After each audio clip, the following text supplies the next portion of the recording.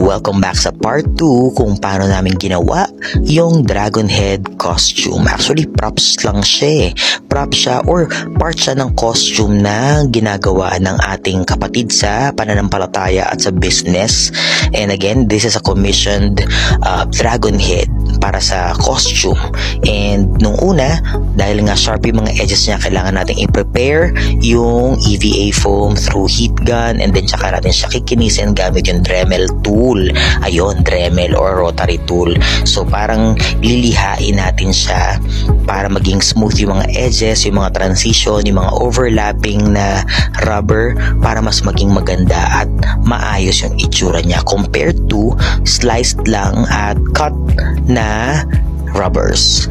Kailangan outdoors na siya gawin at kailangan mag-mask din kayo dahil talagang ang dami-dami niyang residue. O nakita nyo difference, diba? Naging smooth na yung edges and pwede pa nating pantayin yung mga bagay na kailangan pantayin at hindi kaaya-aya. Pwede siya makorek through sanding.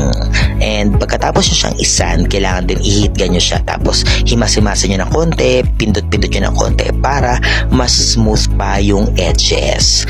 It really makes a lot of difference. Ito yung babang portion. I suggest na kung gagawin nyo to, wag nyo muna siyang i-assemble completely dahil nahirapan akong pasukin yung mga edges nung lalo na nung sungay nung nakakabit na siya. So this is how it will look like kapag siya ay combine na. So marami pang details na kulang, wala pa yung ngipin, wala pa yung dila, wala pa yung gilagid and all. Pero yun na lang ang kulang, and then we will be proceeding doon sa susunod na isa pang ulo. Sinend ko kay client yung nagawa natin and buti na lang nag-update tayo kasi yung formation o position ng sungay na ginawa ko, dahil yung may pinagagayahan tayong reference, no, ay hindi pala aakma kasi ilalagay siya sa balikat ng magsusuot. So kailangan nating putulin ng maingat at dahan-dahan ang sungay na ating kinabit gamit ang oily glue at kailangan siyang i-reposition. Kailangan matansya natin yung tamang anggulo na hindi tatama sa mukha na magsusuot. At dahil nga meron din siya naiwang mga ganyan, kailangan ayusin. So ayan, tignan nyo, tama nga naman, tatama sa mukha talaga. So kailangan natin siyang hanapan ng position na hindi siya tatama sa mukha. Pwedeng pa ganyan, pero magmumukha naman siyang kalabaw. Feeling ko parang kalabaw naman, hindi naman dragon. Ayan, feeling ko magugusto ni client to. Kaya sinend ko sa kanya yung suggestion kong ito at pumayag naman siya.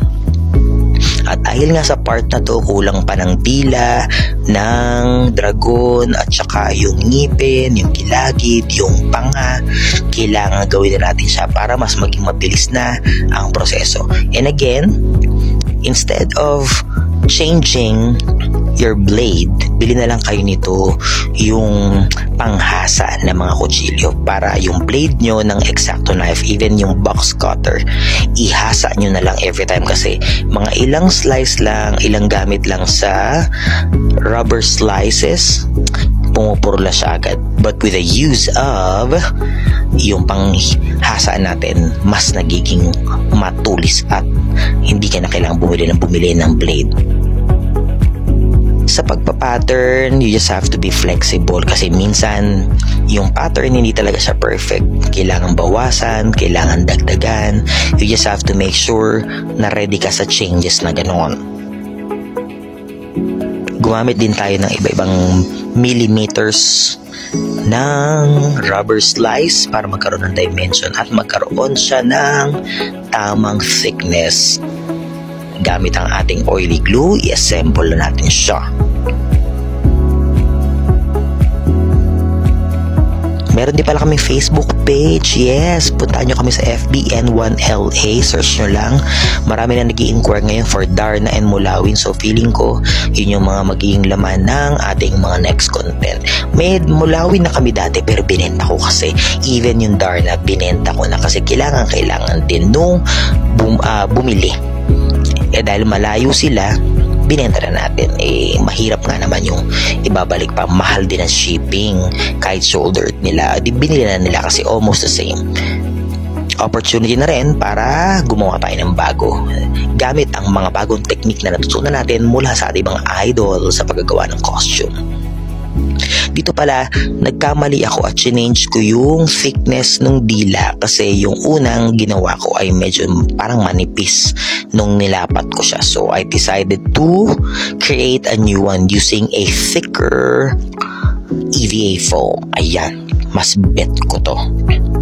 And again, I would recommend the next time bago nyo i-assemble, kinisin nyo muna. At napakahirap kapag mga nakakabit na siya sa loob. Ang hirap ng ipasok ba ng kamay sa mga openings.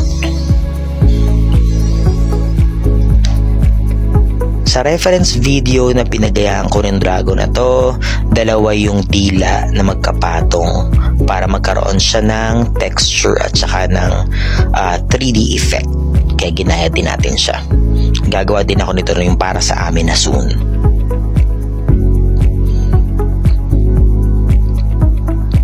Yan. Actually, mabilis lang naman ang pagdidikit gamit yung oily glue.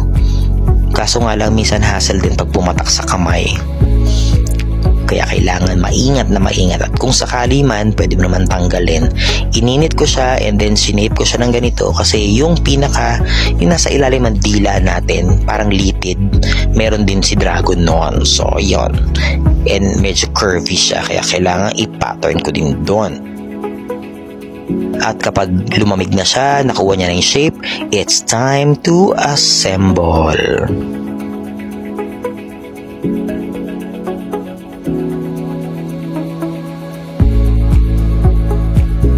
So kung nanonood pa kayo sa point ng video na to, comment nyo naman kung taga saan kayo. Wow, may pa ganun, no? Comment nyo naman kung anong costume ang gusto nyong gawin nating project para isusubukan nating i-achieve at maturuan namin kayo ng ilang mga techniques na natutunan din namin through the years of experience. And at the same time, dahil nag-i-innovate tayo, ang dami nating napupulot din na technique via YouTube at via fellow costume makers na sobrang magagaling maggawa at saka hindi madadamot sa technique.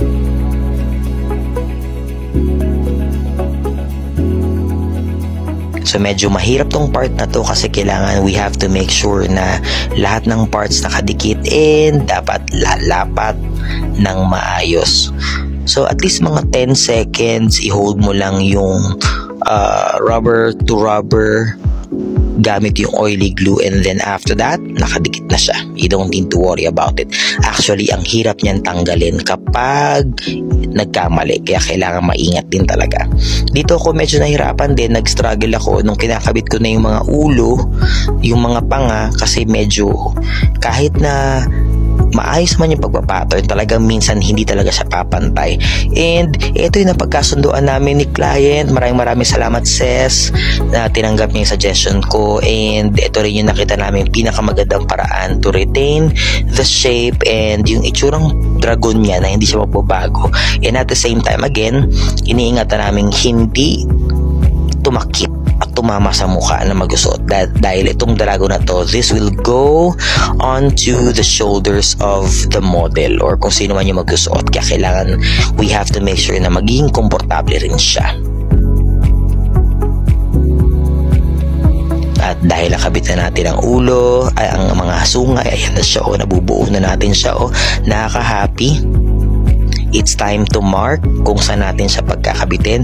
Ayun, nakita niyo yung brown na yon sa pagitan ng mga bibig. Yan yung sinasabi kong parang litid ng dragon na magbibigay din ng ng aesthetic ring, ng details, added details dun sa ating dragon para hindi na siya nakanganga tas empty or hollow yung space between the upper skull and the lower jaw skull. Ay, basta yun, yung ulo para meron siyang fill in the blanks ring.